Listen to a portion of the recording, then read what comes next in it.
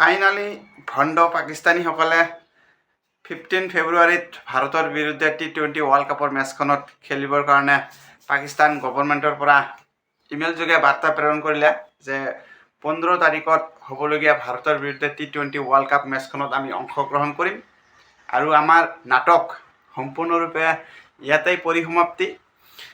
পাকিস্তানীসকলৰ এসপ্তাহ ধৰি এটা নাটক চলি আছিলে যে হঠাৎ T20 ৱৰ্ল্ড কাপৰ আগমুহূৰ্তত নাটকীয়ভাৱে নিৰ্লজ্জভাৱে জনাই দিলে ICCক যে আমি ভাৰতৰ বিৰুদ্ধে T20 ৱৰ্ল্ড কাপ মেচখন বয়কট কৰিলোঁ।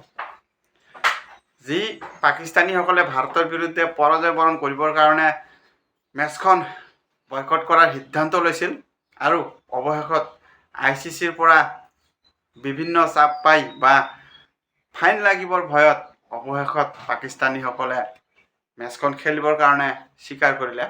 আৰু পাকিস্তানীসকলে এয়া জনা উচিত যে আপোনালোকৰ কাৰণেই সম্পূৰ্ণ T20 ৱৰ্ল্ড কাপখন ভাৰতত হ'ল হয় আৰু আপোনালোকৰ কাৰণেই হাইব্ৰিড মণ্ডলত হ'বলৈ গৈ আছে। যে নিজৰ ব্যক্তিগত মন অনুযায়ী কোনো এটা দেশক বাছনি কৰি ওলাব যে এই দেশৰ বিৰুদ্ধে আমি নেখেলোঁ, যিটো ICCৰ যিটো ৰুলছ থাকে কোনো ৰুলছতেই নাই।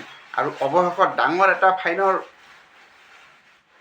সন্মুখীন হ'বলগীয়া হ'লেহেঁতেন পাকিস্তান দলে আৰু তাৰ আগমুহূৰ্তত নিজৰ ভয়তে যেন কঁপনি উঠি গৈছে আৰু অৱশেষত প্ৰকাশ কৰিলে পাকিস্তান গভৰ্ণমেণ্টৰ পৰা ইমেইল যোগে বাৰ্তা আহি গ'ল যে আমি ভাৰতৰ বিৰুদ্ধে খেলখনত অংশগ্ৰহণ কৰিবলৈ গৈ আছোঁ।